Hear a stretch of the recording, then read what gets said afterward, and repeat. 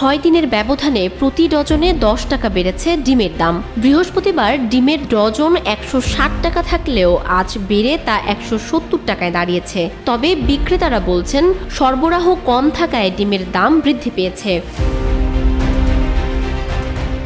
বুধবার রাজধানীর আগারগাঁও, তালতলা, কাজীপাড়া, মোহাম্মদপুর কৃষি মার্কেট, টাউন হল ও কাঁঠালবাগান বাজারে খোঁজ নিয়ে জানা গেছে এসব বাজারে প্রতি ডজন ফার্মের বাদামি ও সাদা ডিম বিক্রি হচ্ছে 170 টাকায়। গত সপ্তাহেও যা ছিল 160 টাকা। তবে বেশ কিছু জায়গায় 2-3 টাকা কম নিচ্ছেন ব্যবসায়ীরা। অর্থাৎ সপ্তাহের ব্যবধানে উভয় ধরনের ডিমের দামই ডজন প্রতি 10 টাকা করে বেড়েছে।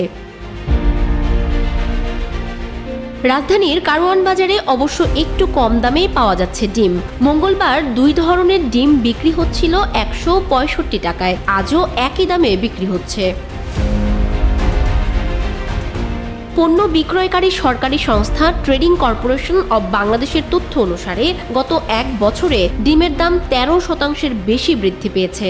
গত জুলাইয়ে ডিমের ডজন ছিল 145 থেকে 150 টাকা। আগস্টে অপরিবর্তিত থাকলেও সেপ্টেম্বর মাসে ডিমের দাম বাড়তে থাকে। মাস শেষ হতেই তা 170 টাকায় দাঁড়ায়।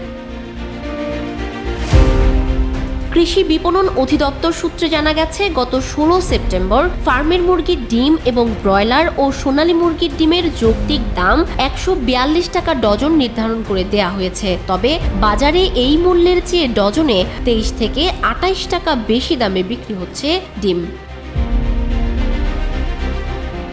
ডিমের মূল্য বৃদ্ধি নিয়ে বিশেষজ্ঞরা জানিয়েছেন, সরকারের কোনো প্রতিষ্ঠান বা সহযোগিতা না থাকায় প্রান্তিক পর্যায়ে খামারিরা ডিমের ন্যায্য মূল্য পাচ্ছে না। ফলে দিন দিন খামারির সংখ্যা কমে যাচ্ছে। ডিমের যারা সিন্ডিকেট আছে তারা ডিমের দাম নিয়ন্ত্রণ করে। সেই সিন্ডিকেট এখনও ভাঙতে পারেনি সরকার। এ বিষয়ে বাংলাদেশ এগ প্রডিউসার্স অ্যাসোসিয়েশনের সভাপতি তাহির আহমেদ সিদ্দিকী বলেন, কয়েকদিনের বৃষ্টির পর অতিরিক্ত গরম পড়ায় ডিমের উৎপাদন কমেছে। এই কারণে বাজারে ডিমের সরবরাহ কমেছে, ফলে ডিমের দাম বেড়েছে।